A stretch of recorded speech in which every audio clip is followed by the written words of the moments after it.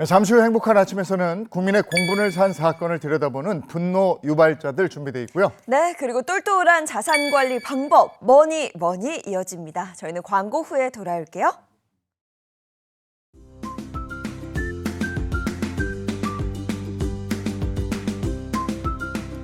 안녕하십니까. 행복한 아침 이재용입니다. 안녕하세요, 장예인입니다. 오늘은 3월 11일 화요일입니다. 요즘에 날씨가 상당히 건조하잖아요. 그래서 화재 사고들도 많은데 이런 사고 때 우리를 위기에서 구해주고 생명과 재산을 안전하게 지켜주는 사람들이 있습니다. 그런데 물에 빠진 사람 구해놨더니 보따리 내놓으라고 그런다고 이런 일들이 왕왕 일어난다고 그럽니다. 오늘 분노 유발자들에서 알아봅니다. 네, 그리고 이어지는 머니에서는요. 집 한 채, 이 월급 외에는 수입이 없습니다. 라는 사연 준비했습니다. 이 부족한 생활비 어떻게 하면 좋을까요? 잠시 후 김현우 소장님과 함께 이야기 나눠보도록 하겠습니다. 자, 화요일의 행복한 아침 본격적으로 시작할게요.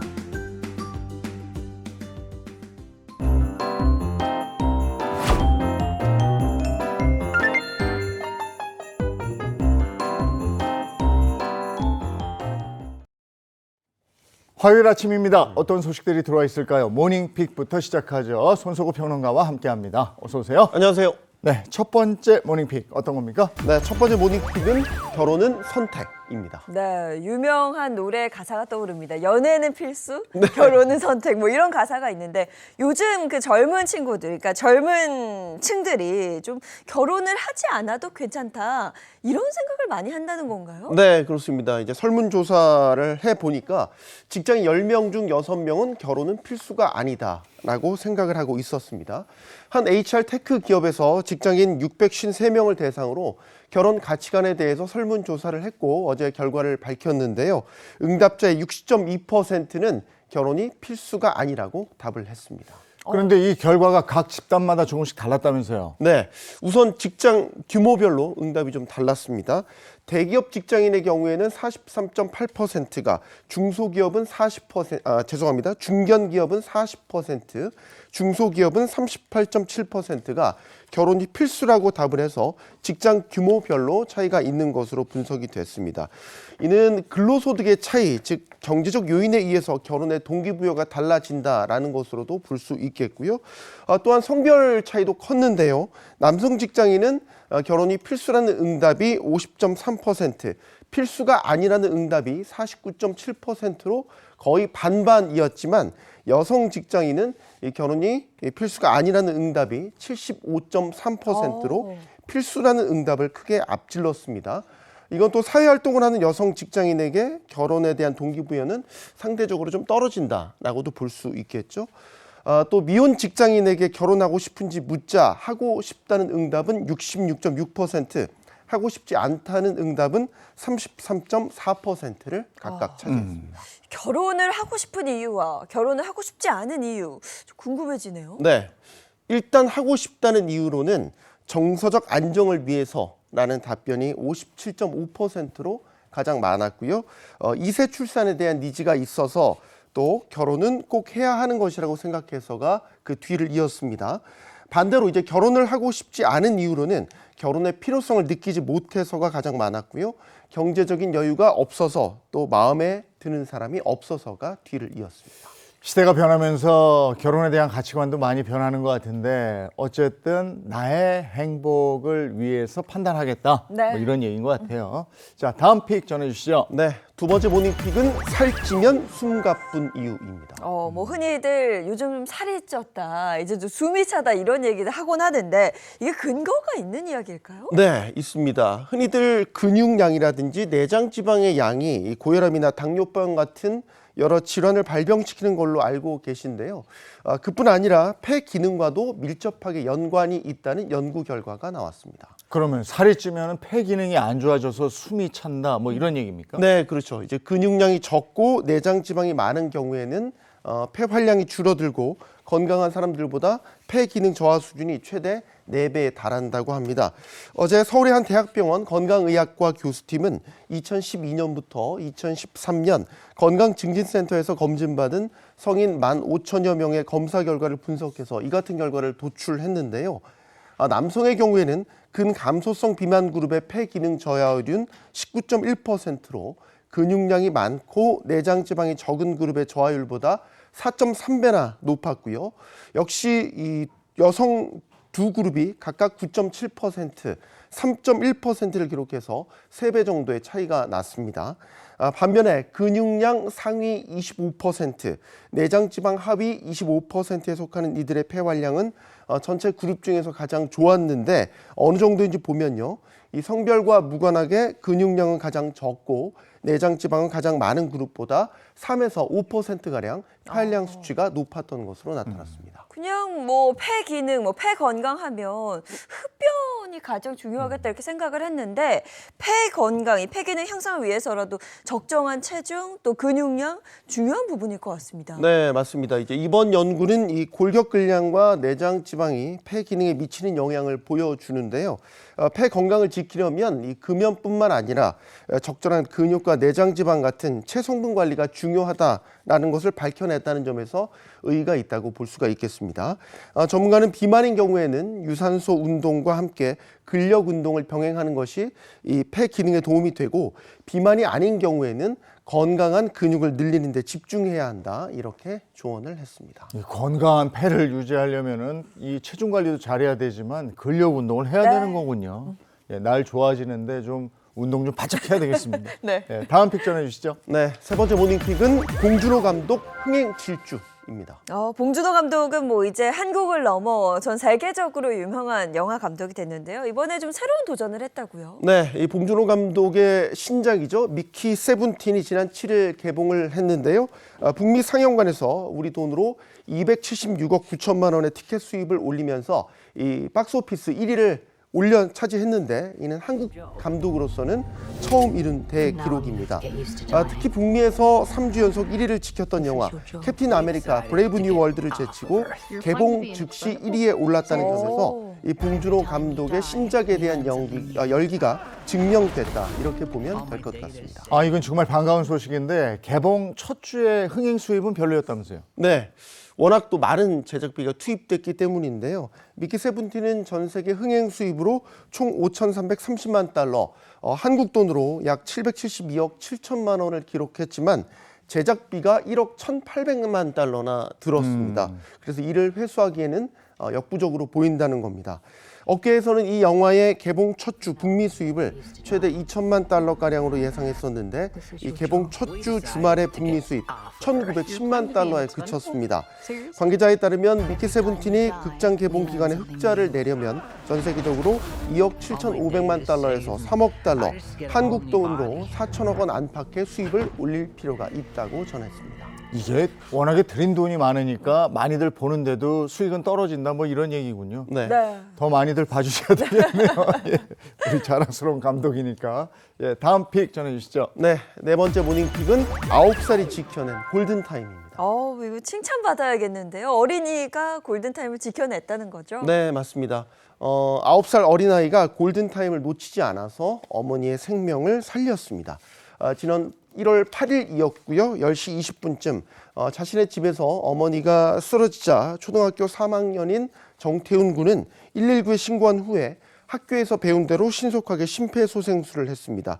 119 구급대원들이 현장에 도착했을 때 정 군의 어머니는 임종호흡을 보이면서 맥박이 촉진되지 않을 정도로 위급한 상태였다고 하는데요. 자동심장 충격기를 이용한 응급처치 끝에 호흡과 맥박을 되찾았지만 의식이 없는 상태로 병원으로 이송이 됐습니다. 다행히 이후에 심장 질환을 치료받고 같은 날 14일에 퇴원을 해서 현재는 일상생활을 정상적으로 하고 있는 것으로 전해졌습니다. 야, 어머니가 의식을 잃고 쓰러졌는데 9살 어린이가 이렇게 침착하게 대응을 할 수 있다니 정말 대단합니다. 네, 보통 이 심폐소생술의 골든타임이 심정지 발생 후에 4분 이내라고 합니다. 그래서 이걸 4분의 기적이라고도 부르는데요. 아이가 이제 어머니를 살리겠다는 용기 그리고 교육의 힘이 아닌가 이런 생각이 듭니다. 지난 9일에 경기도 이 부천소방서는 정 군에게 심폐소생술 유공소방서장 상장을 수여했는데요. 소방서장은 신속하고 정확한 119 신고 및 심폐소생술로 어머니를 구한 태훈 학생에게 감사의 마음을 전한다면서 각종 소방 안전 교육을 활성화하고 또 생명의 불씨를 살리는 심폐소생술 교육 홍보에 최선을 다하겠다고 밝히기도 했습니다. 야, 어머니가 나에게 생명을 주셨고 나는 어머니를 살려드렸네. 네. 멋집니다. 대단합니다. 자, 오늘 모닝픽 여기까지 하겠습니다. 손석우 평론가와 함께했습니다. 고맙습니다. 고맙습니다. 고맙습니다. 자, 요즘 날씨 키워드 하면 뭐 미세먼지와 일교차 얘기 꼭 나오더라고요. 문단영 기상캐스터, 오늘도 마찬가지죠? 나와주세요. 네, 오늘도 여전히 일교차가 크게 벌어집니다. 서울의 한낮 기온이 무려 15도까지 오를 텐데요. 하지만 짙은 먼지가 함께하겠고요. 그 전까지 아침에는 쌀쌀함에 더해 안개가 끼는 곳이 있겠습니다. 자세한 날씨 정리해드릴게요. 오늘 아침까지는 안개에 유의하셔야겠는데요. 인천과 경기 북서부에는 가시거리 200m 미만으로 매우 짙게 나타나는 곳이 있겠습니다.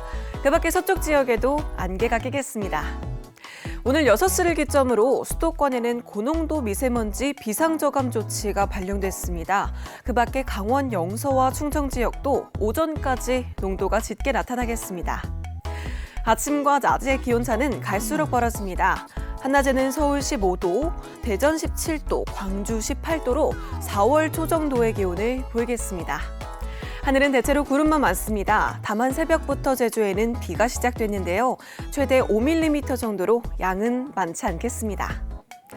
내일은 수도권과 강원에 약한 빗방울이 떨어집니다. 우산 없이도 이동하는데 어려움은 없겠습니다. 지금까지 날씨 전해드렸습니다.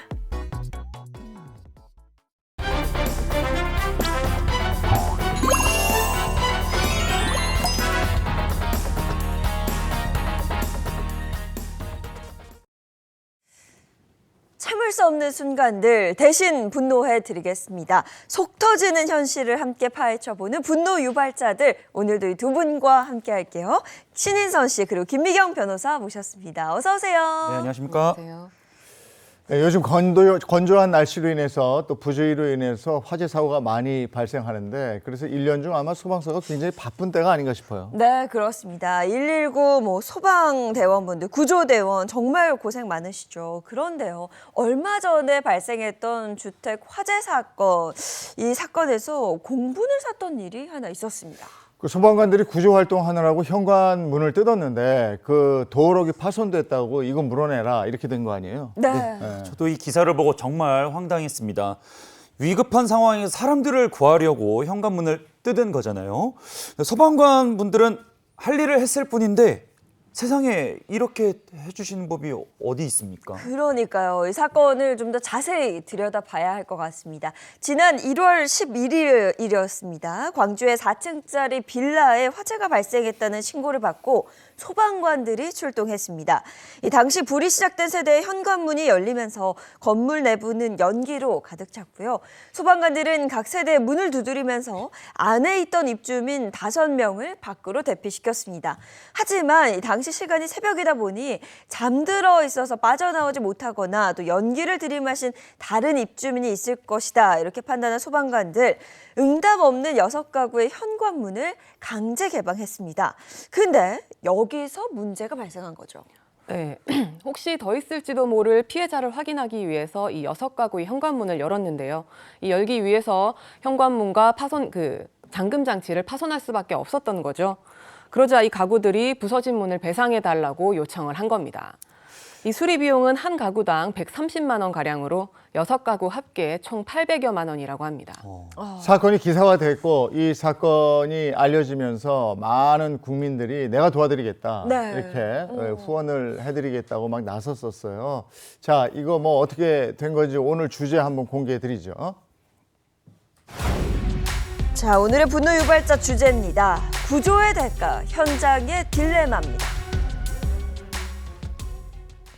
소방관은 목숨을 걸고 시민의 생명을 살려주시는 분들입니다. 근데 책임 여부를 떠나서 이런 논란이 자체가 있다는 게 너무 화가 나는데요. 이 분노의 힘으로 뜻밖의 책임 논란에 올랐던 사건들을 제가 조사해봤습니다. 네, 요즘 이런 화나는 사건들을 인선 씨가 잘 모아오더라고요. 네. 얼른 소개해 주시죠. 화요일 아침마다 혈압이 많이 올라요. 자, 현장의 딜레마 첫 번째는요. 불난 집에 불 꺼졌더니 물어내라. 손해배상 논란입니다. 이번에 광주 화재 사고처럼 그 화재 현장에 가면 문이 잠겨 있으면 그 안에 사람이 어떤 상황일지 모르니까 네. 문을 부수고 구조대원들이 들어가서 일일이 확인해 가면서 구출해 내더라고요. 네. 그런데 문이 부서져서 거기에 대한 손해배상을 요구한다. 이러면 정말 상당히 그 구조 활동에 위축을 받을 텐데 그 안에서 그러면 문을 그대로 둬서 사망자나 부상자가 그대로 방치됐다면 뭐 어떡할 겁니까? 그렇죠. 그것도 문을, 뭐라 할 거면서. 뜯어서라도 구조를 해야 된다. 네. 소방이 하는 일이 그게 아니냐 또 이런 말이 또 나왔을 거죠. 네, 아니 맡은 일을 책임감 있게 하신 거예요. 역할을 해낸 건데 배상 논란이라뇨. 당시 어떤 상황이었는지 이 소방 측의 입장을 조금 더 들어봐야 할 것 같습니다. 네, 당시 현장 출동 소방관은 화재로 연기가 자욱해서 미처 대피하지 못한 주민들을 빨리 수색해야 되는 급박한 상황이었다고 합니다. 그 일반적으로 화재 진화 과정에서 재산 손실이 발생하면 그 불이 난 주택의 집주인이 가입한 화재 보험을 통해서 배상을 받게 되는데요. 이 사건의 경우에는 안타깝게도 그 불이 난 주택의 집주인 A 씨가 숨진 상황이었고요. 그 화재 보험에도 가입이 돼 있지 않았던 겁니다. 그 현관문이 파손된 이웃들의 보험을 이용할 수는 없었던 건가요? 네, 확인을 해보니까 그 강제 개방됐던 6가구 역시 화재 보험에 가입돼 있지 않았다고 합니다. 그 결국 빌라 세대주들은 소방서에 배상을 요구했는데요. 그 소방서가 가입해둔 그 행정배상 책임보험은 그 구조 과정에서 소방관들이 실수로 재산상 손해가 발생한 경우에만 보험 처리가 된다고 알려졌습니다. 그러니까 실수로 부서진 게 아니고 고의로 부셨기 때문에 보험금 지급이 안 된다 이렇게 된 거고 구조 활동을 이거 뭐 하루 이틀 한 것도 아니고 네. 이런 사고들이 빈번히 있을 텐데 이런 소방 측의 대비책 이 분명히 있을 거 아니겠습니까? 네, 소방청에 이와 관련된 예산이 있습니다. 사건이 논란이 되자 소방청은 이 준비된 예산을 통해서 활용할 예정이라면서 소방관 개인이 책임질 일은 없을 거라고 해명을 했다고 합니다. 너무 다행이네요. 그게 당연한 거 아니겠습니까? 근데 이것도 좀 이상해요. 소방관들 덕분에 인명과 재산을 지켜낸 거잖아요. 근데 이 상황에서 뭔가 손해배상을 청구하고 예산으로 이거를 보상을 해준다? 지켜줬는데 배상도 해야 되는? 이게 무슨 상황입니까? 이게 이해가 잘 가질 않아요. 근데 이제 본인들 입장에서는 내가 불을 낸 건 아닌데 어. 내 재산이 파손됐다. 뭐 이렇게 생각을 하는 것 같은데 지금 현행법은 어떻게 되어 있습니까? 네, 우리 법에는 긴급피난이라는 개념이 있습니다. 이 급박한 위험을 피하기 위해서 어쩔 수 없이 타인의 재산을 훼손하는 경우에는 법적으로 면책이 되는 조항인 거죠. 이 소방관들이 생명을 구하기 위해서 문을 부순 건 명백히 긴급피난에 해당하기 때문에 법적으로 책임을 질 필요는 없습니다. 하지만 이 현실적으로는 이 피해를 입은 주민들이 보상을 요구할 곳이 없다 보니까 소방서가 부담을 떠안게 되는 경우가 생기는 거죠.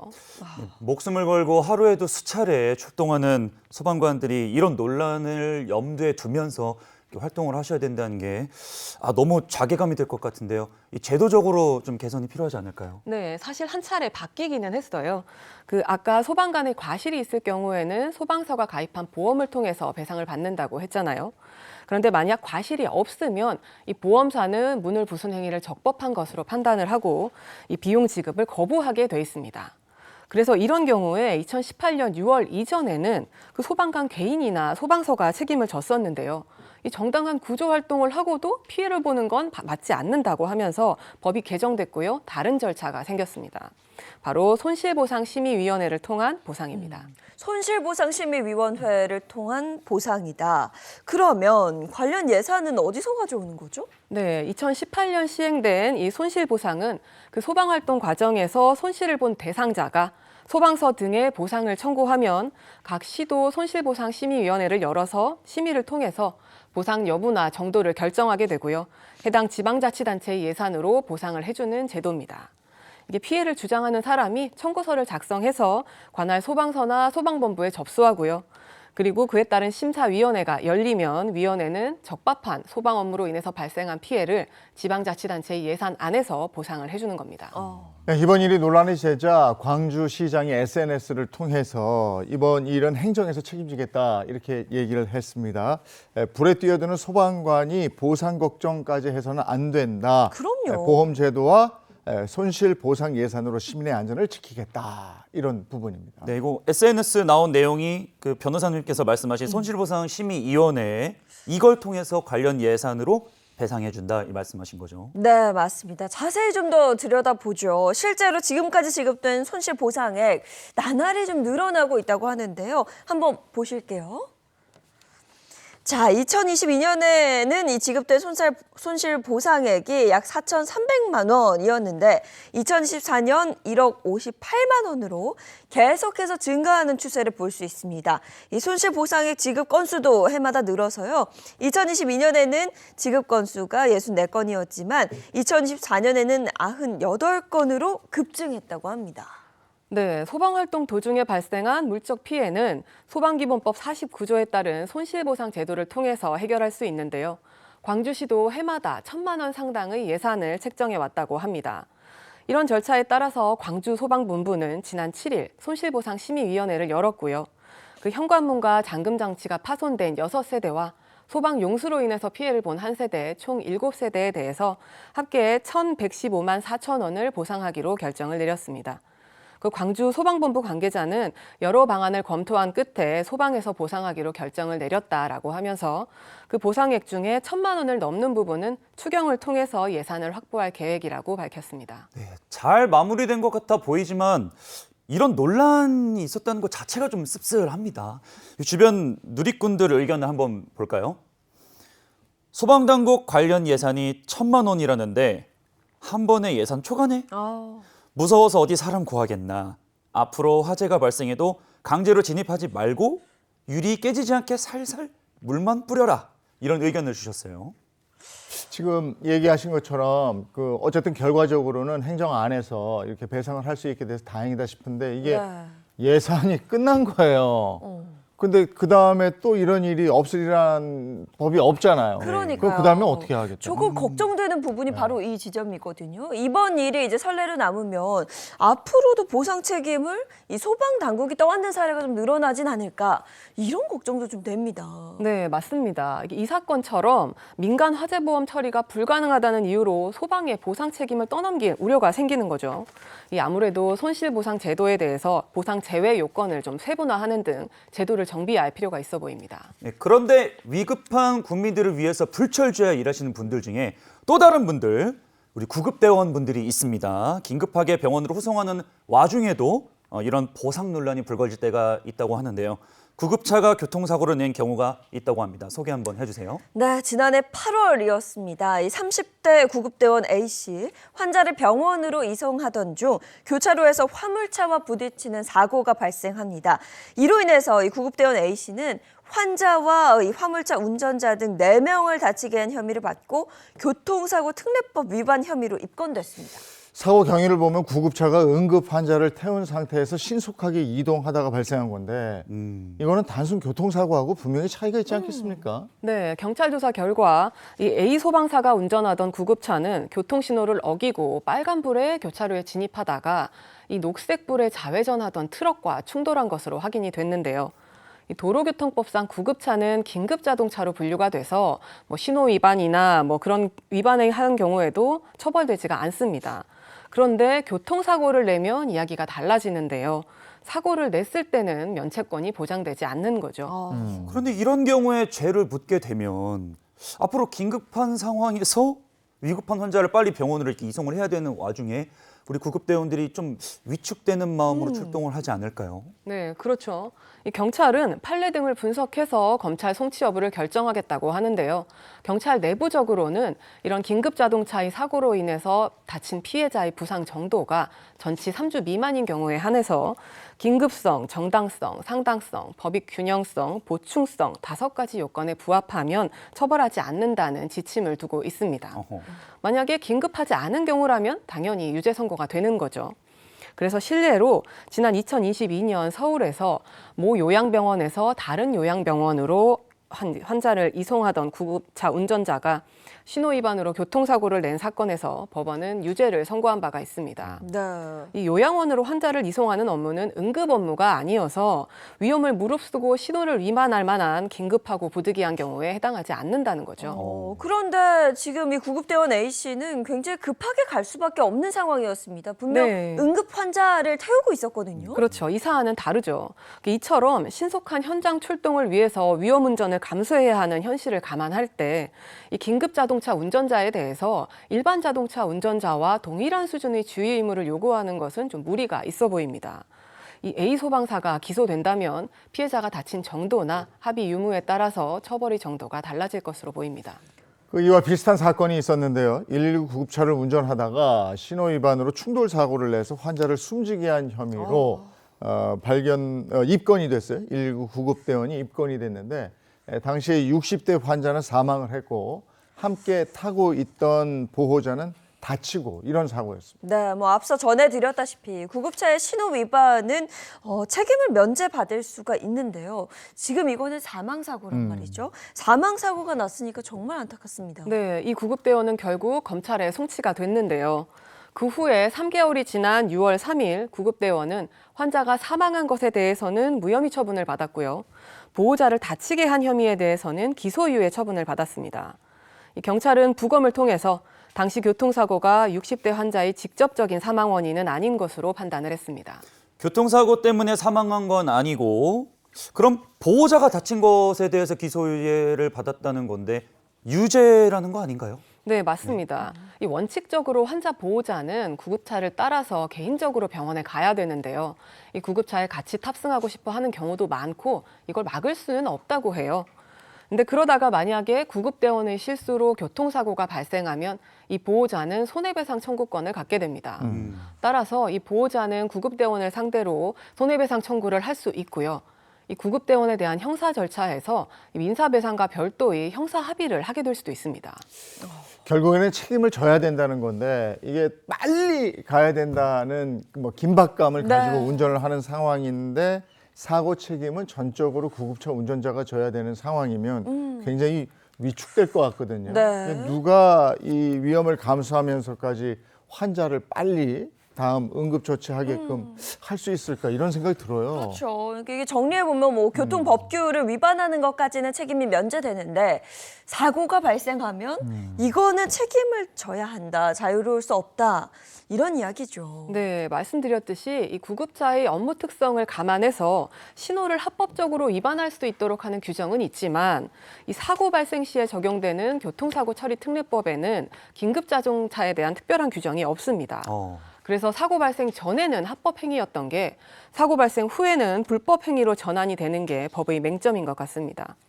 이 국민의 생명과 재산의 보호를 위한 긴급한 출동이라는 공공의 목적과 이 위험 운전을 감수하면서 긴급 출동에 몰입해야 하는 긴급 자동차 운전자의 열악한 근무 여건에 비춰볼 때 이 현장의 특수성을 충분히 고려한 법령의 정비가 필요해 보입니다. 네. 외국의 경우에는 구급차의 교통사고 위험을 최소화하기 위해서 그 일반 차량 운전자가 지켜야 될 의무를 법으로 지정해 놓고 있습니다. 미국 캘리포니아에서는 긴급 차량에 접근을 할 때 모든 운전자가 도로의 이렇게 가장자리로 이동해서 정지를 해야 한다라고 이렇게 법으로 정해졌는데 그렇지 않으면 법적 처벌을 받을 수 있다고 하더라고요. 네, 그 일반 차량에 대한 주의 의무를 법으로 정해뒀기 때문에 구급차의 업무상 사고가 발생할 가능성이 낮은 거고요. 그리고 최소한 구급차 운전자가 오로지 혼자서 형사처벌을 받는 그런 일은 거의 없는 거죠. 그리고 우리나라도 다른 차의 운전자가 준수해야 될 그런 규정들을 정해놓는다면 이런 일들이 줄어들 것으로 생각이 됩니다. 네. 그리고 국민의 생명과 재산의 보호라는 이 긴급 출동의 목적에 기여하고 위험 운전을 감수해야 되는 긴급 자동차 운전자의 부담을 고려한 완화된 주의 의무의 적용 기준에 대한 논의가 필요해 보입니다. 지금 얘기를 우리가 나누는 과정에서 다 느끼잖아요. 이 상태라면은 긴급 출동을 해서 빨리 호송을 해야 되는 이분들이 위축돼서 제대로 하겠는가 이런 생각이 드는데 빨리 한번 점검을 하고 관련 법도 좀 개정할 움직임을 좀 보여주고 이렇게 해야 되겠다는 생각이 듭니다. 네. 자, 도와줬더니 물어내라. 요것도 화가 많이 나는데요. 이런 경우도 있습니다. 도와줬더니 징계해라. 한마디로 벌을 줘라. 뭐 이거죠. 아니 뭐 잘못을 한 게 있어야 벌을 받죠. 도와주고 징계를 받는다? 어떻게 이럴 수 있죠? 네, 정말 화가 나지만 이런 경우가 있습니다. 한 소방관이 엘리베이터가 멈췄다는 신고를 받고 출동을 했다고 해요. 그 엘리베이터 안에는 아이들이 갇혀 있었는데 이 소방관은 엘리베이터 문을 강제로 열고 아이들을 구해냈습니다. 그런데 여기서 논란이 시작됐습니다. 아니 이게 논란이 될 게 뭐 있습니까? 아이들 갇혀 있는데 문 열고 잘하신 다 건데? 구해줬는데 네. 이건 칭찬받아 마땅한 거 아닙니까? 자, 화가 나는 이유 이제부터 시작해 보겠습니다. 화면을 함께 보면서 판단해 보자고요. 화면 보시죠. 자, 엘리베이터 문을 열었죠. 우리 소방관 분이 아이들을 구합니다. 끝이요? 이게 뭐가 문제예요? 아니 문 열었고 문 열었고 아이들 나오면 되는 거 했고. 아니에요? 네, 밑에 자막을 보셨죠? 그 소방관이 아이들에게 나와라고 이야기를 했습니다. 근데 자막을 보여드린 이유가 있습니다. 이게 논란이 되었다는 거예요. 네? 말이 됩니까, 변호사님? 나와? 글쎄요. 엘리베이터에 갇힌 아이들한테 나와라고 하는 거 외에 무슨 네. 말을 해야 될지 저도 모르겠거든요. 네, 아. 반말을 했다는 겁니다. 뭐야? 그럼 나오세요 이래야 된다고요? 나오십시오. 뭐 이렇게 예? 나오세요 이렇게 했어야 되는 건지 저도 무슨 말인지는 잘 모르겠는데 이 반말을 했다는 논란을 만든 분께 좀 물어보고 싶어요. 아니, 나와야 되니까 나오라고 한 아니 건데 2시간 동안 아이들이 엘리베이터에 갇혀 있고 그 좀 위급한 상황에 문을 열어가지고 나와 이래야지. 그러면 나오세요. 네. 어? 아니면 조금 더 아니 이건 도대체 뭐가 잘못된 건지 모르겠는데 이게 네. 막말이라고 본 거예요 이거를? 나와 이거를? 나와가 왜 막말이죠? 존대해야 돼요? 그 참 저도 이해가 가지 않습니다. 물론 뭐 대부분의 누리꾼들은 이런 소방관에게 감사함을 표현을 했는데요. 일부 누리꾼들의 의견 때문에 이런 일이 생겼습니다. 누리꾼 의견 구체적으로 어땠나요? 네, 일부 누리꾼들은요. 애들이 장난치다가 갇힘? 뭐 저래 기분 나쁜 어조로. 소방관이 감사한 건 감사한 거고 예의는 다른 문제야. 징계 안 되나? 왜 반말이지? 이런 의견들을 남겼어요. 대체 무슨 제목으로 징계를 해야 되는 건지 기분 나쁜 어조로 말을 했다? 뭐 기분 상해죄라도 줘야 되는 건가요? 그렇죠. 네. 심지어 당사자도 아닌 사람들이 이런 이야기를 했다는 게 아이러니하고요. 이 징계하라는 의견의 포인트가 나와라는 반말과 그 어조가 기분이 나빴다는 건데 이 항공사 승무원들도 위급 상황에서는 반말을 하게 돼 있거든요. 이 위급 상황에서는 반말을 함으로써 경각심을 줄 수 있다는 거죠. 이 위급 상황에서는 반말을 하는 게 원칙이다. 여기까지 가지 않더라도 이번 논란은 너무 억지스럽습니다. 아니 저는 또 학생들 저 구조된 학생들 부모가 저 화면을 보고 왜 우리한테 반말해? 지난번에 우리 애만 귀하다고 막 이러는 부모들 네. 봤었잖아요. 네. 그런 거 아닌가 했는데 누리꾼들이 보다가 한마디씩 하고 간 그게 이제 화근이 된 거군요, 지금. 네, 맞습니다. 네, 여기서 끝이 아닙니다. 이번에는 진짜 징계를 받은 구급대원분 이야기인데요. 이 사건 모두 아실 거예요. 지금도 아주 열불이 나는데 안 되겠습니다. 예인 씨 대신 설교해 주세요. 네, 제가 소개해드리겠습니다. 119로 신고 전화가 걸려왔습니다. 열이 나고 또 콧물이 많이 나서 몸이 힘들다는 70대 노인이었는데요. 이 노인은 구급대원에게 샤워를 해야 하니 30분 뒤에 구급차를 보내달라고 요구합니다. 구급대원이 약속된 시간에 가니 노인은 조금만 더 기다려달라 이렇게 이야기를 했고요. 그렇게 구급차는 7분에서 8분가량을 더 기다렸습니다. 아, 구급차는 위급할 때 부르는 건데 택시입니까? 30분 후에 나 샤워하고 날 테니까 그때 와라. 그리고 더 기다려라. 샤워까지 할 수 있는 상황이면은 이게 응급 상황이라고 봐야 되는 겁니다. 아니죠. 맞습니다. 네. 이 구급차를 택시처럼 부르면 안 된다. 이렇게 구급대원이 말씀을 하셨어요. 위급하지 않은 상황에서 구급차를 부르면 다른 위급한 환자분들이 피해를 본다라고 말씀을 드렸더니 이 노인이 구급대원이 불친절하다면서 민원을 넣은 겁니다. 아, 민원 넣는다고 이거 뭐 다 들어주나요? 이것도 말이 안 되는데요? 이게 아니. 정말 화가 나는 건요. 이 구급대원이 진짜로 징계를 받았다는 거예요. 어허. 이런 일이 어떻게 있습니까, 변호사님? 네, 안타깝게도 이 구급대원은 공무원의 친절 의무를 위반했다면서 경고 처분을 받았고요. 1년간 포상 금지까지 당했습니다. 야, 이거 너무한데? 그거 아니죠. 이분이 대체 뭘 잘못한 건지 저도 잘 모르겠어요. 어. 이 심지어 잘못을 한 사람은 이 구급차를 택시처로 이용했던 노인이잖아요. 그리고 자신이 원하는 병원으로 가자고 병원까지 지정을 해줬습니다. 이 원칙을 어기면서까지 노인이 원하는 병원으로 데려다 줬는데 불친절했다, 기분이 나빴다는 이유로 민원을 넣은 건 이건 정말 양심이 없는 거죠. 이분이 또 그랬겠지. 내가 누군지 알아! 어우, 맨날 나오는 소리 있어요. 네. 어? 너 몇 살이야? 내가 누군지 알아? 참 신고를 받고 출동했는데 전혀 위급해 보이지 않은 상황이면 신고를 접고 갈 수도 있어. 그러니까 이송을 거절할 수 있는 권한도 좀 줘야 되는 거 아닌가 싶어요. 네, 그런데 그럴 수가 없는 게 네. 그걸 거절을 하면 민원이 들어오겠죠. 근데 민원이 들어오면 그 거절 판단을 했던 현장 구급대원이 모든 책임을 져야 됩니다. 뭐 징계라든지. 그래서 구급대원들이 어쩔 수 없이 이런 환자까지 이송을 해주고 있는 게 현실이라고 합니다. 이 공무원들이 친절 의무 위반에 대한 징계를 할 때 이 추가 민원을 고려해서 일률적으로 징계 처분을 할 게 아니라 이 공무원이 적법한 업무 집행을 보호해줘야 되는 사안은 아닌지 이 사안을 면밀하게 검토해야 한다고 생각을 합니다. 이번 사건은 소방당국의 대응이 좀 아쉽습니다. 네, 이송을 하지 않을 수는 없으니 일단 태워드렸고 타고 나서 말씀드린 거예요. 다음에는 이렇게 하시면 안 된다. 이게 원칙에 어긋난다. 그냥 안 되는 걸 안 된다고 말을 했을 뿐인데 네. 징계를 받았습니다. 에? 아 정말. 이거 말이 안 되는 것 같은데. 네. 야, 이게 정말 극한 직업이구나 하는 느낌을 지울 수가 없습니다. 네. 구급대원의 고충이 여기서 끝이 아니라면서요? 맞습니다. 물어내라 징계하라 이렇게 방금 보셨죠? 이번에는요. 자신을 도와준 대원들에게 직접적인 상해를 입힌 파렴치한 사람들입니다. 현장의 딜레마 세 번째. 도와줬더니 네가 뭔데? 입니다. 아 정말 제가 평정심 유지하려고 했는데 듣기만 해도 혈압이 올라갑니다. 관련 그 사건 사고 뭔지 한번 보겠습니다. 자, 신고를 받고 출동한 구급차에서 치료를 받던 환자가 난데없이 119 구급대원의 뺨을 때리고 발길질을 합니다. 발길질은 계속됐고요. 구급대원은 환자를 진정시키려고 애를 썼지만 그 후로도 폭행은 계속 이어졌습니다. 잠시 뒤 다른 구급대원이 합류해서 겨우 막아낼 수 있었습니다. 저도 뉴스에서 봤는데 저거 말도 안 돼요. 그쵸? 저런 사람 그냥 내리게 해버려야 되고 강력하게 대응해서 저거는 정말 본보기를 보여줘야 됩니다. 구급차 문 열고 진짜 길거리에다 내려줘야 될 네. 것 같아요. 네. 너무 열받는데요. 아주 말도 안 되는 일이죠. 네. 이게 구급대원을 무차별 폭행하던 이 환자, 만취 상태의 현역 군인이었습니다. 와. 이렇게 구급대원을 폭행할 경우에는 소방기본법 50조 위반에 해당해서 5천만 원 이하의 벌금이나 5년 이하의 징역에 처해질 수 있는데요. 그럼에도 불구하고 술에 취해서 구급대원들을 폭행하는 어머. 이 파렴치한 사람들은 계속해서 있어 왔습니다. 특히 그 몇 년 전에 술에 취해 의식을 잃은 남성을 구하려다가 오히려 폭행을 당한 여성 구급대원이 숨지는 안타까운 아이고. 일도 있었습니다. 네, 정말 안타까운 사건이었습니다. 당시 상황을 화면으로 보겠습니다. 자, 술에 취한 40대 남성이 구급대원을 폭행하고 욕설과 삿대질을 합니다. 여성 구조대원에게도 심한 욕설과 함께 이 머리를 5차례나 폭행했는데요.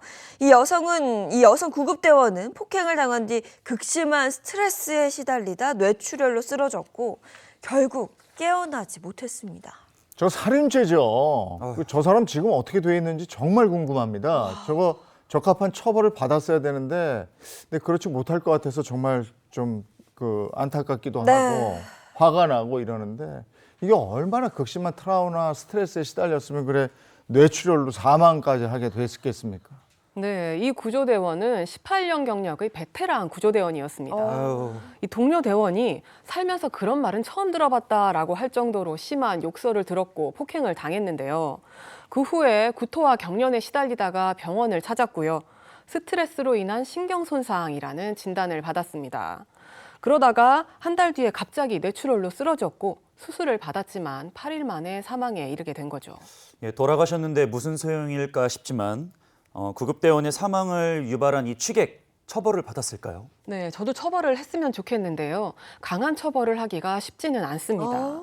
이 신경 손상이라는 상해가 이 취객의 폭행으로 인한 것이라는 점이 증명이 된다면 이 취객은 상해에 대해서까지 책임을 지고 그에 합당한 처벌을 받겠지만 이 사망이라는 결과에 대해서까지 인과관계가 인정되기는 쉽지 않을 것 같습니다. 저는 솔직히 저 네. 구급대원들이 있는 저 현장에요. 네. 지금 현역 국회의원들하고 이 판사님들, 오. 검사님들 이런 분들이 1일 또는 2일 체험 정도는 해보셔야 네. 저게 얼마나 극한 직업인지 그쵸. 내가 어떻게 법을 적용해야 되겠는지를 아실 것 같아요.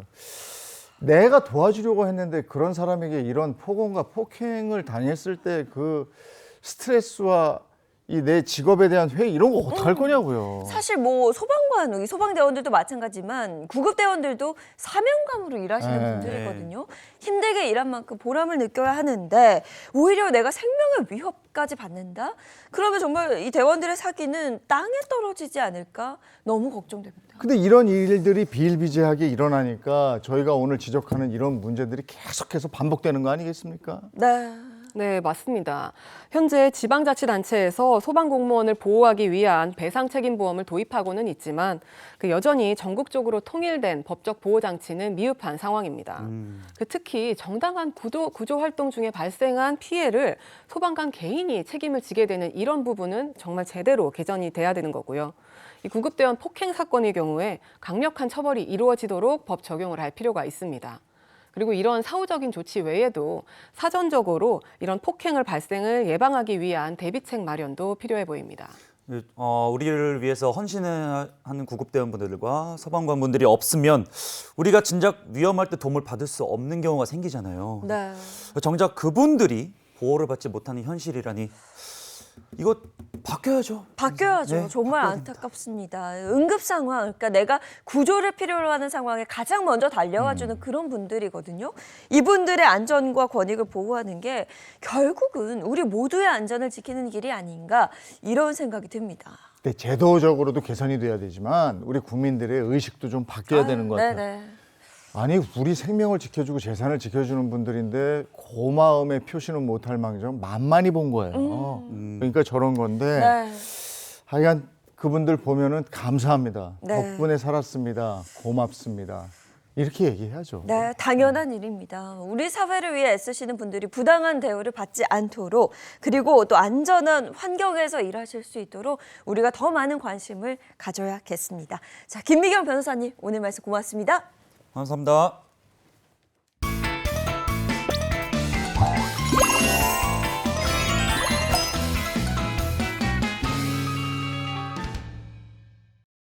행복한 아침 함께하고 계신 지금 시각이 8시 12분을 막 넘어섰습니다. 이번엔 돈 얘기 좀 하죠. 머니 시간입니다. 네, 머니 오늘은 또 어떤 이야기 나눠볼지 기대되는데요. 오늘 준비한 사연은 집 한 채 월급 외 수입이 없습니다 라는 사연 준비했습니다. 근데 어떻게 보면 집 한 채가 있고 내게 그다음에 월급이 있어요. 네. 근데 이걸 뿐이다. 월급 외에 뭐가 있지? 저도 그렇게 생각해요. 이거 뭐다 이렇지 않아요? 근데 무슨 뭐 이유가 있으니까 또 사연을 보내주셨겠죠. 김현우 소장과 얘기 나눠보겠습니다. 어서 오세요. 네, 안녕하세요. 네, 반갑습니다. 그 아닌 게 아니라 네. 요즘에 사람들이 하도 제 주변에서요. 예. 코인도 하시고 아이고. 주식도 하시고 네. 부동산까지 그 재테크라고 하시는데 그걸 재테크라는 사람도 부럽긴 해요. 근데 제가 저는 사실 솔직히 말해서 주식, 코인 계좌도 없고 그래서 요즘 좀 동떨어지는 거 아닌가. 제 자신이 좀 무능해 보이고 에이? 그래서 이게 좀 요즘 트렌드에 민감한 남자라고 하긴 했는데 못 따라가는 거 아닌가라는 생각이 들거든요. 아, 근데 저는 그렇게 생각 안 해요. 열심히 일해서 돈 벌고 내가 번 돈으로 뭐 맛있는 것도 사 먹고. 그죠. 아니 이거 어쨌든 오르면 또 언젠가 떨어지기 때문에 지금 좀 아닌 것 같은데. 코인 하셨던 분들 네. 또 미국장에 늦게 들어가셨던 분들 요즘 아주 코눈물을 흘립니다. 아 코인 하다 맞아요. 코눈물. 이거 아니 이게 그 외의 걸로 돈 버는 게 얼마나 힘들. 이거 오죽하면 또박또박 우리 근로소득 모아서 내가 좀 이렇게 부를 축적하는 게 제일 현명한 방법이다 이런 얘기 하잖아요. 아니 맞습니다. 자신만의 속도와 방식으로 한 발 한 발 나아가고 살아가면 되는 거죠. 그런데 이제 오늘 주신 사연처럼 정해진 틀 안에서 그 틀에 맞춰 빠듯하게 살다 보니 좀 더 나은 미래를 준비하고 싶다 이런 분들이 좀 늘어나는 것 같긴 합니다. 아 이게 돈이 없으면 돈을 벌고 싶고 네. 이게 돈이 좀 있으면 더 있었으면 싶고 그 끝이 집이 없어요. 있으면 네. 건물 하나 사고 아유, 싶고 끝이 없어요. 이게 욕심이 끝이 없어요. 그렇죠. 안 그래도 이게 단도직입적으로 돈을 지금보다 더 많이 벌고 싶어요, 네. 소장님. 도와주세요.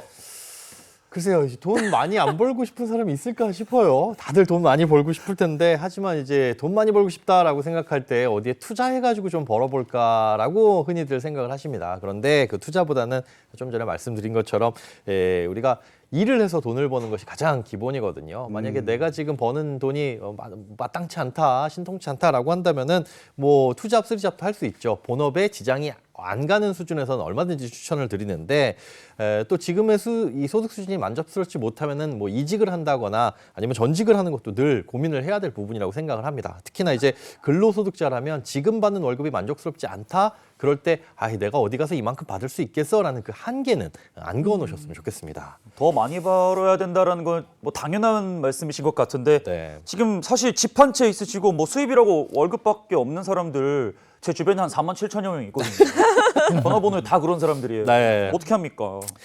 이게 그래도 수입이 월급뿐이다 고민 많으시겠지만은 이분들 같은 경우 뭐 생활비가 좀 부족하다 보니까 엉뚱한 쪽으로 이걸 좀 충당을 하시려는 것 같아요. 아무래도 좀 자세한 내용을 뚜껑 열어보는 게 좋겠습니다. 자, 어떤 상황인지 꽁트를 통해 자세히 알아보도록 하겠습니다. 맞벌이 중인 40대 후반 동갑내기 부부입니다. 저희 부부는 맞벌이이지만 제가 프리랜서라 수입이 일정하지 않아요. 실거주 아파트 한 채 전 재산이라고 해도 과언이 아닌데요. 그마저도 반은 대출이에요. 다달이 대출금 갚기도 빠듯한 상황입니다. 마이너스 통장까지 쓰며 넣고 있지만 이제 한계에 다다른 상황이에요. 저 여보, 이번 달은 일이 별로 없네, 그치? 이게 불경기라 그런지 찾는 사람도 없고 미안해 여보.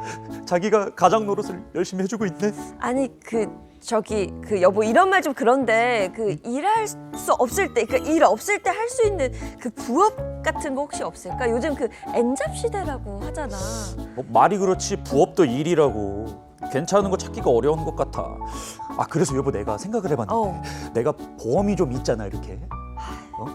보험, 말도 하지 마. 내가 보험료 내느라 등골을 휜다, 펴.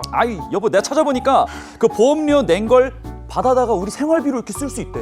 뭐? 보험을 뭐 해약해야 된다 뭐 그런 거야? 보험을 말 그대로 보장받으려고 들은 건데 해약할 생각으로 보험 든 사람이 어딨어. 해약이 아니라 연금 전환이야. 찾아보니까 보험을 깨지 않고 돈을 찾아 쓸 수 있다는데 우리 그거 한번 이용해보지 뭐. 그런 방법이 있어? 어차피 나 죽기 전에 못 쓰는 돈인데 연금으로 바꿔서 쓰면 우리 노후 대비도 되고 지금 생활비 보충도 되고 얼마나 좋아요? 근데 제대로 알아본 거 맞지? 그럼 이제 나 숨통 좀 트이는 거지 여보. 나만 믿어. 가족들을 위해 든 보험인데 이제야 남편으로서 면이 좀 서겠네요.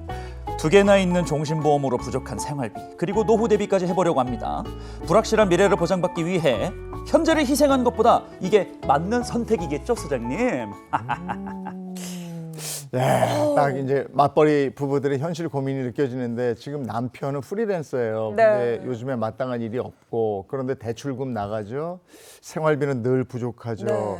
남편의 일이 많지 않으니까 아내가 실질적인 가장 노릇을 하고 있는 거고. 근데 돈이라는 게 그렇잖아요. 사실 매달 들어오는 돈이 뭐 많든 적든 네. 일정하면 그 안에서 계획이라는 걸 세우고 맞습니다. 뭔가 미래를 대비할 수 있는데 이게 수입이 들쭉날쭉하면 그게 참 사람을 불안하게 하는 부분입니다. 맞아요. 이게 소득이 들쭉날쭉하다 보니까 이 꾸준한 정기적금 이런 거 하나도 가입하기가 좀 어렵고 괜히 했다가 또 못 내서 깨면 어떡하나 이런 생각이 저축이 안 되는 게 이 프리랜서 분들의 또 자영업자분들의 특징이라고 볼 수 있습니다. 대표적으로 오늘 약간 저네요. 소장님이 알려주신 대로 내 스스로에게 월급을 항상 주는 네, 저한테 네. 용돈을 주는 식으로 제가 좀 모아보려고 했는데 네. 이것도 해본 사람이 하는 거지 잘 안 되더라고요. 그거 안 돼요. 네. 그러니까 아내가 남편한테 조심스럽게 얘기하잖아요. 또 딴 일 없냐. N잡 시대다. 그걸 듣는 남편으로서 이렇게 자괴감을 느끼고 내가 남편으로 자격이 있는 거야 막 이렇게 더 침잠들 수 있단 말이죠. 맞아요. 이게 부업이라도 좀 해야 이러면은 자존심 상하고 약간 돈을 더 벌어와라는 약간 압박으로 들릴 수 있거든요. 저 같은 경우는 뭐 기분 좀 좋지 않을 것 같네요. 아, 그래서 아내가 조심스럽게 네. 얘기했잖아요. 뭐 당장 가서 뭐 다른 거에서 돈 벌어와 이렇게 소리치지도 않았고, 그러니까 아내는 지금 직장에 다니면서 풀타임으로 일을 하고 있는 상황에 남편이 일이 없거든요. 근데 아내 입장에서는 조금만 더 나가서 남편이 뭔가 할 수 있진 않을까? 뭐 이런 마음이 생길 수 있을 것도 같아요. 맞습니다. 근데 문제는 그게 진짜 말처럼 쉽지가 않다는 게 문제예요. 괜히 아무것도 모르고 덜컥 시작했다가 뭐 시간 날리고 돈 날리고 하는 경우도 흔하거든요. 이게 본업하고 병행이 가능한지 잘 알아보셔야 되고, 또 처음에 혹시나 초기 투자금이 드는 그런 부업은 아닌지도 확인해 보셔야 되고, 또 꾸준히 내가 이걸 할 수 있는지, 또 노력에 비해서 실제 그만큼의 수익이 나는지도 다 따져 보셔야 되는데, 이 여러 가지 조건 중에서 한 가지만 딱 맞으면 일단 시작해보자 했다가 후회를 하시고 망하는 경우들도 많이 있습니다. 그래서 남편이 새로운 카드를 가져왔지 않습니까? 보험을 연금으로 전환해서 안심하게 쓰자. 근데 제가 연기를 좀 해도 네. 그 보험 깨는 거 아니라고 항상 그렇게 말씀하셔가지고 아차 싶었거든요.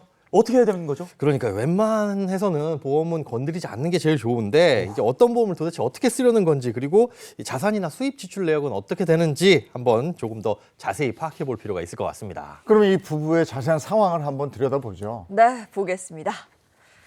자, 40대 부부의 상황입니다. 9억 원 자가 아파트에 살고 있는데 주택담보대출이 3억 원 껴 있습니다. 아내 소득은 월 400만 원, 남편은 220만 원인데 이게 이제 문제는 매달 좀 불규칙한 상황이고요. 청약 통장에 600만 원, 마이너스 통장 1,500만 원이 있습니다. 그러니까 따로 저축이나 투자 같은 걸 하고 있지 않은 건데 마이너스 통장까지 쓰고 있는 거 보니까 하고 있지 않는 게 아니고 못 하고 있는 거네요. 그렇죠. 이게 아내의 마음이 좀 이해가 됩니다. 더 벌고 있었네요. 예. 근데 남편이 최근에 220만 원 벌었다는 거고, 이게 더 못 벌 때도 있고 많이 벌 때도 있다는 건데, 네네. 하지만 지금은 일이 없다? 뭐 이렇게 봐야 되는데, 이 부부의 자산 상황은 어떻게 되는 거죠, 소장님? 네, 이분 이제 자산에서 부채를 뺀 순자산 같은 경우에 5억 9천만 원이나 되세요. 이 집값이 상당히 고가인데 보니까 결혼할 때 부모님이 어느 정도 지원을 해주셨다고 합니다. 어쨌든 전체 자산은 나이나 소득에 비해 가지고 양호한 수준이라고 볼 수 있는데, 그러나 사실상 저축이 사실 전혀 없어요. 네. 그리고 금융자산은 오히려 마이너스인 상황이거든요. 특히나 이제 마이너스 통장을 계속 쓰는 거 보면 매달 현금 흐름에 문제가 있다, 적자 상태다라고 볼 수가 있는데, 프리랜서라서 소득이 불규칙한 거는 어느 정도 이해가 되지만 뭐 월 지출을 줄이든 아니면 소득을 늘리든 구조조정이 좀 필요합니다. 마이너스 통장 꺼내가지고 생활비 쓴다라는 거는 결국은 지금 주택담보대출 갖고 있으면서 마이너스 통장 빚내가지고 쓰고 있는, 빚을 빚으로 돌려막기 하고 있는 상황이잖아요. 이대로 두면 괜히 빚만 더 늘어나고 아주 효율이 떨어질 수가 있습니다. 네, 그렇다면 이 부부가 당장 해야 할 일은 뭘까요? 일단 좀 급한 불을 좀 꺼야 할 것 같은데. 네, 일단 어떤 노력을 기울여서라도 마이너스 통장을 쓰지 않는 게 중요합니다. 일단 마이너스 통장 같은 경우에는 쉽게 꺼내 쓸 수 있다 보니까 금리도 높아요. 1금융권이라고 하더라도 뭐 5에서 8% 정도 이자를 지불을 해야 되고요. 여기에 이제 장기간 사용하게 되면 이건 누가 갚아라 하는 대출이 아니잖아요. 그러다 보니까 그냥 두고 이자가 빠져나가는, 또 이자가 복리로 빠져나가는 그런 효과가 있습니다. 아이고. 매달 적자가 나니까 빚을 돌려막기 하는 건데, 이 상태가 계속되다 보면 이 마이너스 통장 절대 못 없애고 저축은 꿈도 못 꾸는 상황이 올 수도 있습니다. 근데 이게 안 쓰고 싶어도 소득은 정해져 있고, 그렇죠. 이게 생활비를 뭐 줄이자니 뭐 줄여서 쓰는 생활비 얼마나 되겠어요? 그리고 뭐 소득을 늘리자니 프리랜서고. 그렇습니다. 실천하기 어렵네요.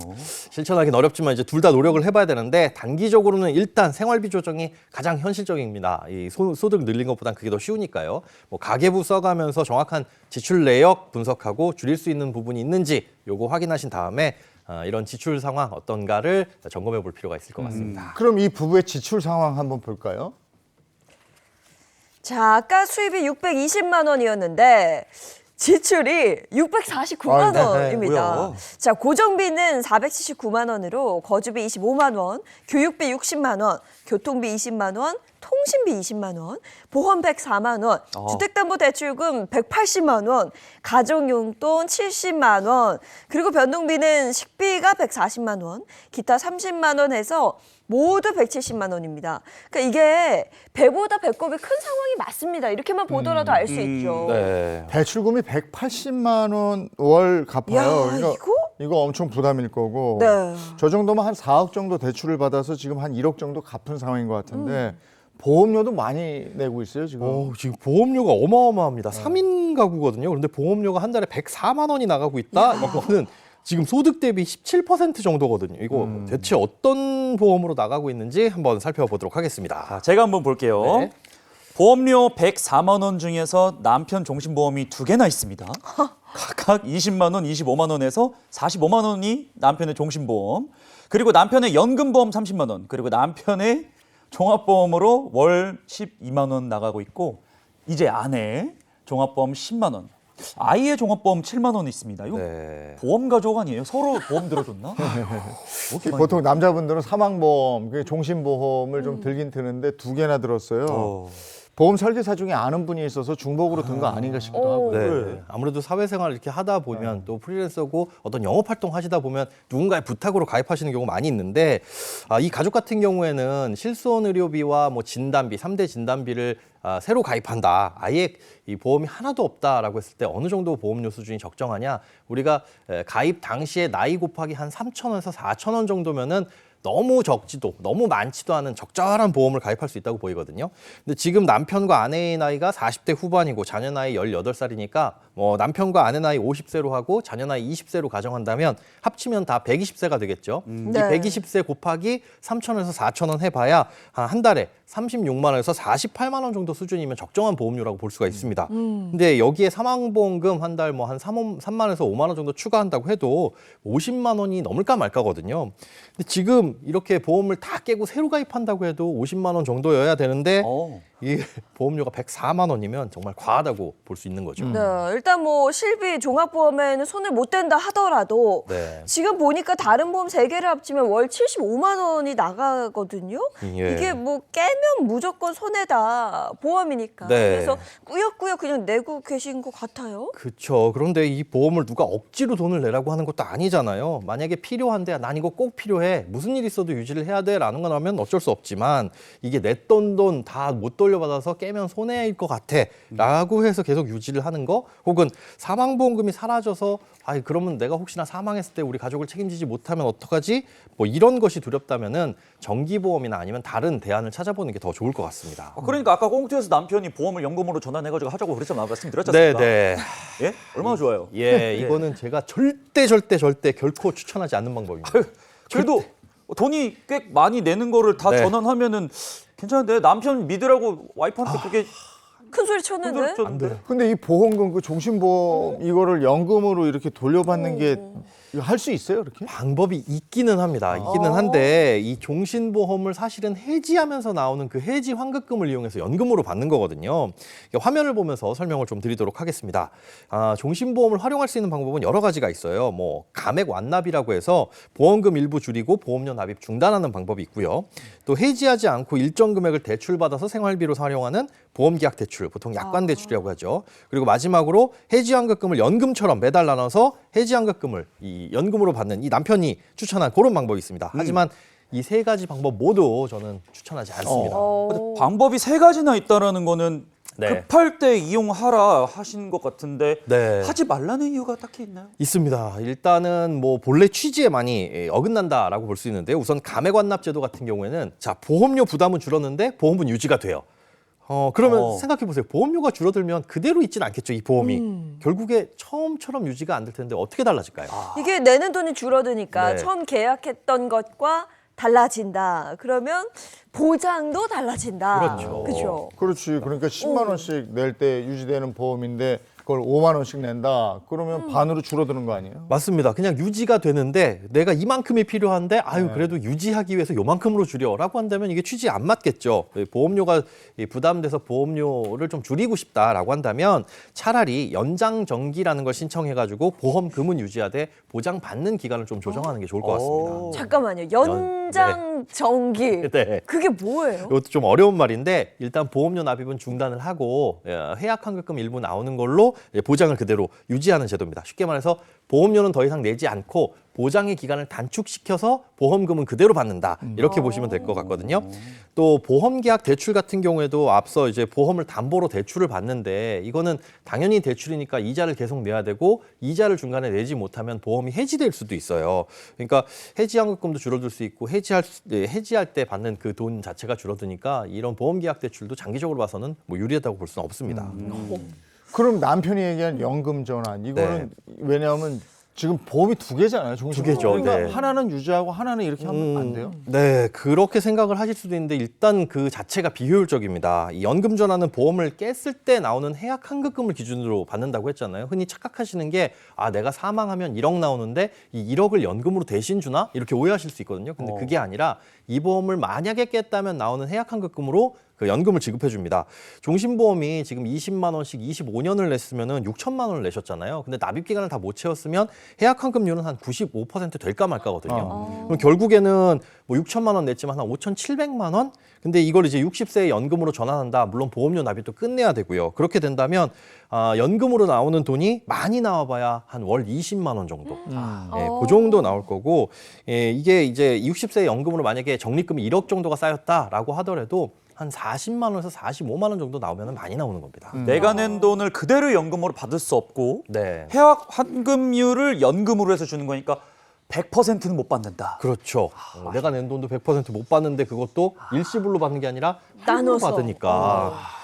그리고 게다가 또 이제 치명적인 단점이 종신형 연금으로 개시를 하게 되면 이건 중간에 취소도 못 합니다. 그냥 죽을 때까지 받을 수밖에 없어요. 그러니까 목돈이 묶여버리고 또 이율도 낮고 또 수수료도 높고 결국은 그래서 제가 앞서 최악의 선택이라고 말씀을 드린 거죠.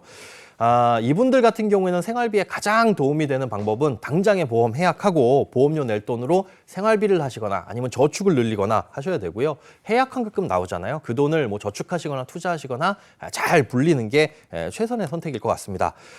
보장성 보험 같은 경우에는 보장을 중도에 포기하고 자산으로 활용하려고 하는 건데 애초에 그렇게 내가 이걸 깰 보험이야라고 생각했다면 가입을 할 필요가 없는 거였던 거죠.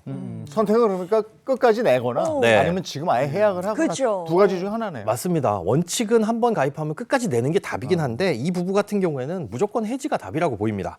납입 기간이 거의 끝나가는 종신보험은 필요 없더라도 그냥 유지하시면서 사망 기다리는 게 가장 이득입니다라고 제가 말씀을 드리는데 왜 그러냐? 할부금 다 내놓고 이제 공짜로 쓸 수 있는데 그때 가지고 저희 이제 물건 안 쓸래요 하고 반납하는 거나 마찬가지라고 생각하시면 됩니다. 그래도 소장님, 예. 그 사망이라고 하니까 좀 슬프잖아요. 네네. 사망이 제일 좋은 거긴 한데 이것도. 근데 제가 이렇게 강하게 말씀드리는 거는 그렇게 하지 않으면 이분들이 조정을 안 할 것 같아서 그래요. 사실 뭐 사망한 뒤에 가족들이 쓰게 되는 것도 보탬이 되겠지만 그게 얼마나 도움이 될 수 있는지는 평가할 수 없는 부분이고요. 화폐가치 계속 떨어지니까 늦게 사망하면 늦게 사망할수록 손해라는 거죠. 그러니까 결국은 지금 내가 활용을 하기 위해선 보험을 좀 해약하시는 게 좋다라고 네. 말씀을 드리는 겁니다. 이 남편이 그럼 또 잘못했네. 너무 자신 있게 말했잖아요. 뭐 보험을 연금으로 전환해서 생활비로 쓰겠다. 네. 그래서 아내분은 이제 좀 숨통이 트이나 보다 이렇게 기대를 하셨는데 이거 남편 생각 잘못했거든요. 이분들 어떻게 해요? 잘못하셨습니다. 이게 보장성 보험을 자산으로 잘못 인식하다 보면 이런 잘못된 생각을 하시게 되거든요. 보장성 보험은 절대로 자산이 아니라 비용이다라고 생각을 하셔야 됩니다. 사실 사망하면 나오는 사망보험금은 내가 통제할 수 없는 영역의 돈이잖아요. 네. 사망보험금을 가입했는데 그걸 본래 목적과 다르게 중간에 해약해서 쓴다라고 한다면 애초에 그 보험 자체가 필요 없다는 뜻이고 그러네. 필요 없는 보험을 지금 현재 가입하고 있다, 잘못됐다라고 판단하시면 기존에 냈던 돈은 매몰 비용입니다. 이거 아까워하지 마시고 빨리 조정을 하시는 게 답이라고 볼 수 있습니다. 종신보험은 대한민국 가장들은 하나씩 다 있어요. 내가 만약에 불의의 사고로 죽거나 이러면 우리 가족들이 이걸 가지고라도 좀 버텨줬으면 좋겠다 이런 건데 아이고 참 이걸 쭉쭉 두고 그냥 보장받는 게 제일 좋은 거네요. 그러니까. 네네. 그러니까 이제 종신보험 이 사망보장은 받기는 받아야 되는데 처음에 사망보장을 가입을 할 때 필요한 건 내가 이 보장이 언제까지 필요하냐, 얼마가 필요하냐를 정확히 판단하셔야 되는 거거든요. 보통 보면 자녀가 장성하면 그 다음부터는 이제 사망보험이 딱히 필요 없습니다. 네. 그래서 지금 이분들 같은 경우에 대략 향후 10년 정도만 사망보장이 있으면 될 것 같아요. 이분들 나이로 10년간만 보장받는 정기보험으로 가입하면 월 3만 원대로 1억 정도를 보장받을 수가 있습니다. 그래요? 예. 자, 종신보험을 연금처럼 받는 거 이것도 이제 손해인 거고. 네. 그럼 이 부족한 생활비 이거 어떻게 처리할까요? 일단 아내분이 수입이 안정적이잖아요. 정말 천만다행인데 아내분의 수입을 이제 생활비로 잘 활용을 하시되 아내분의 말대로 좀 길게 보고 소득을 늘려가는 방향을 고민하시는 게 좋을 것 같아요. 그런데 이렇게 소득을 늘리는 것도 중요하지만 무엇보다도 안정적인 소득을 받는 게 지금으로서는 첫 번째 목표라고 볼 수 있습니다. 현재 남편분 소득 보면 220만 원이라고 하셨죠. 이거 거의 최저임금 수준이거든요. 그러니까 비슷한 수준의 4대 보험 되는 직장에서 월급을 받더라도 사실은 퇴직금도 있고 하다 보니까 실질 수입이 이 정도 돈을 받는다 그러면 월급 받는 게 훨씬 낫습니다. 그러니까 안정적인 소득에 우선 집중을 하시고 그 다음에 좀 장기적으로 소득을 늘리는 것이 이제 목표가 돼야 되겠고요. 그리고 가장 급선무는 소비를 좀 줄이시는 건데 월 104만 원씩 나가고 있는 이 보험부터 좀 손질을 해야 될 것 같습니다. 자, 그럼 소장님 네. 시원하게 이 보험 손질 좀 해주시죠. 네, 시원하게 종신보험 이 두 건 사망보장 아쉽고 안 기존에 돼. 냈던 보험료 아쉽더라도 안 돼. 두 분 다 이게 두 개 다 모두 해약을 하시는 게 좋을 것 어허. 같고요. 네. 이 종신보험이 사망만 보장을 해주는 보험이에요. 특약도 없어요. 그러다 보니까 보험 해약하고 차라리 아껴서 그 돈 아껴서 정기보험으로 사망보장 받는 게 훨씬 더 유리해 보입니다. 그렇게 되면 이제 해약한 적금 오래 유지하셨으니까 많이 나오겠죠. 네. 자, 이 돈으로 마이너스 통장 싹 상환하고 빚도 없애고 그리고 비상금까지도 마련할 수가 있습니다. 지금까지 있었던 사망보험 없애고 정기보험 가입해라. 알겠습니다. 네. 예. 네, 힘들게 그리고 해보겠습니다. 좀 속상하시겠지만 어쩔 수 없어요. 사망보장은 정기보험으로 한 1억당 3만 원, 내가 2억 필요해 그럼 한 6만 원 정도 내신다라고 생각하시면 되고요. 그렇게 되면 종신보험에 납입했던 돈 45만 원 매달 여유 생기죠. 자, 이 45만 원으로 저축을 하시거나 부족한 생활비 충당하시면 되고요. 또 필요한 경우에 지금 주택담보대출 한 달에 180만 원 내고 계시거든요. 요거 원리금 조금 낮추게 되면 여유가 생길 것 같은데 오. 현재 대출 잔액이 3억입니다. 근데 처음에 받으셨던 대출을 그대로 유지하고 있는 것 같아요. 근데 요 3억 원을 연 3.5% 30년 만기 대출로 갈아타시게 되면 한 달에 135만 원 정도만 상환하시면 됩니다. 그러니까 여기에서도 45만 원 정도 여윳돈이 생기는 거죠. 자, 그럼 지금까지 나온 얘기를 바탕으로 해서 솔루션 한번 보겠습니다. 자, 우선 남편이 든 두 가지의 종신보험을 연금으로 전환한다. 에이? 이건 절대 네버 하지 마시기 바랍니다. 대신 종신보험 두 개를 해약한 다음 마이너스 통장 상환하시고요. 사망보장은 월 3만 원 정도의 정기보험으로 대체하시는 게 좋겠습니다. 그렇게 되면 이 매달 내던 보험료 45만 원 절약되고요. 주택담보대출 갈아타기를 통해 한 달 상환액을 현 180만 원에서 135만 원으로 낮추면 역시 45만 원의 여유 자금이 생깁니다. 이렇게 해서 총 90만 원 정도 생기는 거죠. 이게 들어오는 분보다 나가는 돈이 많아서 마이너스 통장으로 살았는데 야 90만 원의 여유가 생기면 네. 소장님 사람 하나 살렸네요. 너무 좋죠. 자, 이렇게 해서 이제 오. 급한 불은 껐으면 네. 남편분이 수입을 조금 늘리는데 노력을 해서 조금 더 여유 있게 살 수 있는 방법이 맞아요. 있겠어요. 네, 그렇습니다. 특히나 이제 보험 잘못 가입하셔가지고 조정 못 하시는 분들 기존에 냈던 보험료 이거 깨면 어떡하지 못 받네 이거 아까웠다고 생각하시는 분들이 있는데 한번 낸 돈 그냥 매몰 비용이라고 생각을 하시면 될 것 같고요. 이게 잘못됐다 싶을 때 미루지 말고 조정을 하셔야지 안 그러면 그 보험료 낼 때마다 그 보험 볼 때마다 속상하고 짜증납니다. 그래서 잘못된 건 빨리 조정을 하시고 새롭게 더 개선을 나갈 수 있는 방법을 찾으시는 게 좋을 것 같습니다. 근데 소장님, 종신보험이 뭐 10년 동안 납입하고 또는 20년 동안 납입했다가 납입 기간이 이제 만기가 되면 네, 죽을 때까지 보장이 되고 죽으면 나오는 거잖아요. 그렇죠. 근데 이렇게 돈을 다 내면 10년, 20년 다 내면 네. 요거 해약해도 뭐 좀 받을 수 있지 않아요? 해약 환급금은 그렇게 만기를 다 채우면 원금 대비해서 조금 더 받기는 합니다. 그런데 사실 그러면 이미 돈 다 내고 앞서 말씀드린 것처럼 할부금 다 내고 그때 가서 물건 중고로 팔아버리는 거거든요. 그런 경우에는 조금 보류를 하시고 그런데 정 생활비가 급하다라고 한다면 그것도 검토를 해보시는 게 좋을 것 같습니다. 이 이자도 거의 없고 그렇구나. 네. 아니 저도 둔 게 있어가지고. 알겠습니다. 네, 고맙습니다. 고맙습니다. 네, 뭐 낮 동안에는 날이 많이 풀렸다고는 하지만 여전히 뭐 아침, 저녁으로는 좀 쌀쌀한 감이 있더라고요. 지금 날씨 어떤지 궁금합니다. 문단영 기상캐스터, 지금 날씨 어떤가요? 네, 초봄에 쌀쌀함이 감돌고 있습니다. 햇빛이 내리쬐는 곳에서는 공기가 한결 부드러워졌지만 그늘에서는 여전히 외투가 필요한 날씨인데요. 현재 서울의 기온은 3.8도로 어제 같은 시각보다 조금 높게 나타나고 있습니다. 한낮 기온은 이보다 더 올라서 아침과 낮의 기온차는 여전히 크게 벌어지겠습니다. 오늘 아침까지는 안개에 유의하셔야겠는데요. 특히 인천과 경기 북서부에는 가시거리 200m 정도로 짙게 나타나는 곳이 있겠습니다. 그 밖에 서쪽 지역에도 안개가 끼겠습니다. 오늘 6시를 기점으로 수도권에는 고농도 미세먼지 비상저감 조치가 발령됐습니다. 그 밖에 중서부 지역에도 오전까지 먼지 농도가 나쁨 수준에 보이겠습니다. 아침과 낮의 기온차는 갈수록 벌어집니다. 한낮 기온은 서울이 15도, 대전 17도, 광주 18도로 4월 초 정도의 기온을 보이겠습니다. 오늘 하늘은 대체로 구름만 많겠는데요. 새벽부터 제주에는 약한 비가 내리기 시작했습니다. 양은 5mm 정도로 많지 않겠습니다. 내일은 수도권과 강원에 약한 빗방울이 떨어집니다. 우산 없이도 이동하시는데 크게 불편함을 없을 정도겠습니다. 지금까지 날씨 전해드렸습니다. 날이 풀리면서 미세먼지가 몰려와서 이제 당분간은 저희가 미세먼지 얘기 많이 할 것 같아요. 네, 맞습니다. 오늘도 미세먼지가 말썽인데요. 특히 호흡기 약하신 분들은 오늘 미세먼지에 대한 주의하셔야겠습니다. 좋은 하루 보내시고요. 저희는 내일 아침 7시 30분에 돌아올게요. 행복한 아침, 행복한 하루 되십시오. 고맙습니다. 고맙습니다. 즐거운 오아시스에서 Play the next channel A